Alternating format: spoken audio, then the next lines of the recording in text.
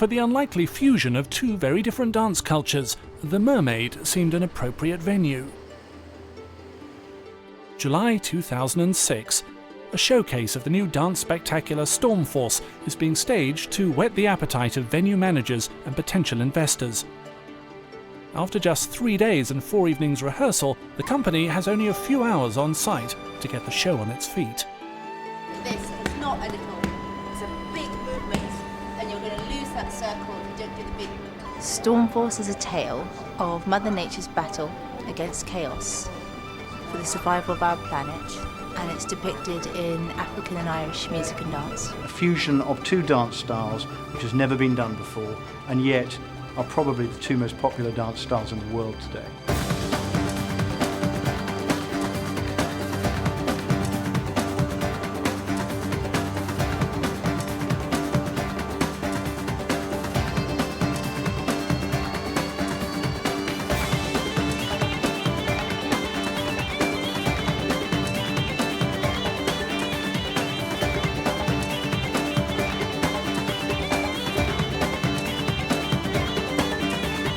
It's a show that has a central message, which is if we're going to survive and stop destroying the planet, we're going to get our rhythms together and unite. The source of energy of the Earth, which is the crystal, is really the preserve of Mother Nature. Chaos, symbolising our own greed to destroy this planet, covets that energy source, and what happens is that the Earth spirits, which are the African and the Irish dancers, unite in order to get back the source of power and save the Earth. It takes you through a journey where 1 minute you think it's happy and you're smiling, the next minute it should be pulling at your heartstrings.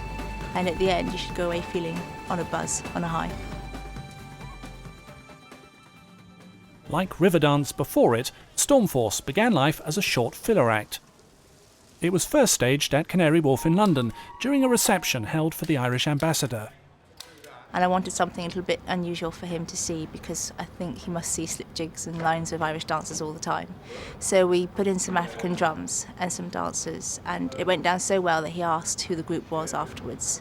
Then Rafine took Stormforce to the Edinburgh Festival and had a smash hit. The main review in The Scotsman indicated that this could give Riverdance a run for its money, and it was that review principally which caught my eye. After a co-producer, Stormforce needed a composer. Rafine had already heard and liked the work of Michael Conn. And then, by pure accident, someone introduced me to him at the right time, and he came on board, and we were just so happy because he's created a canvas for us to work from. It's all about people working together. This is reflected by the coming together of the music. We have some fairly pure Irish music, we have some fairly pure African music, but by the end, they're all playing together.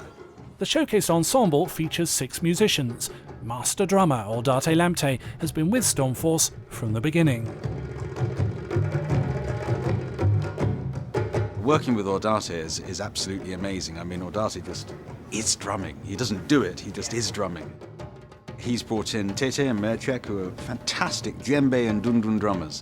On the Irish side, I've got James O'Grady, who's a fantastic whistle and pipe player. We've got Lucy, who's a tremendous barrel and percussion player, and we have Michael, who plays the most beautiful chittern and bouzouki, which is a Greek instrument that's been adopted in Irish music. And what these people add to the music is just so inspiring and exciting to me.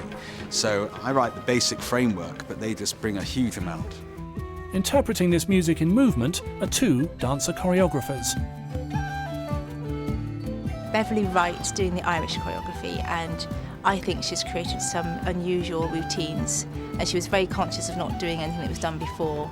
Gaspar Zomblé, his African choreography is exciting because I think a lot of the choreography you see is South African, but his is Senegalese and he's from the Ivory Coast.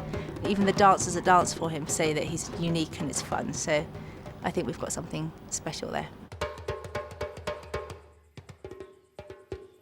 Joining Gaspar Zomblé on stage is Lord of the Dance veteran Angela O'Connor as Mother Nature.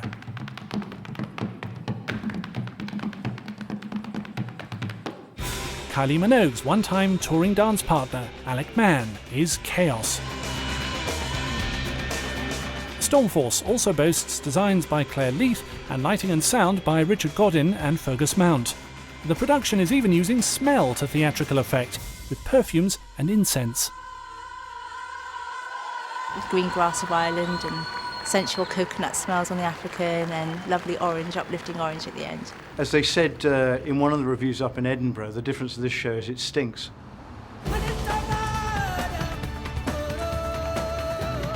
Art and aroma aside, Stormforce was always conceived as a very commercial enterprise that can travel without translation and exploit an existing audience.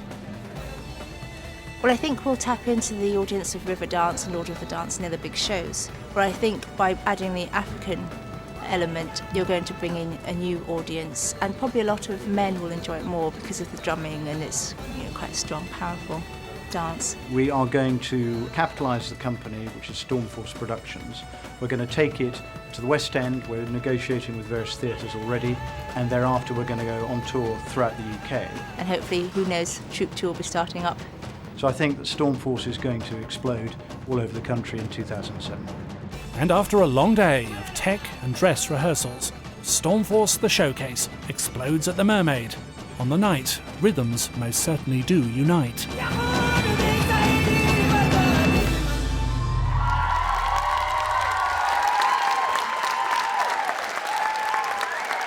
I thought it was really good, fantastic. When you see them on stage, it's amazing. If that's all they do in the 3 days that they had, it would be fantastic to see a full production. A bigger show in the West End would really go down a treat on a big stage. It would look fantastic. Everyone loved it and they want more, so let's give them more. I think it would be perfect in the West End. Perfect. So here's to this unlikely cultural fusion, bringing together the Emerald Isle with the Ivory Coast. If we are to survive, our rhythms must unite.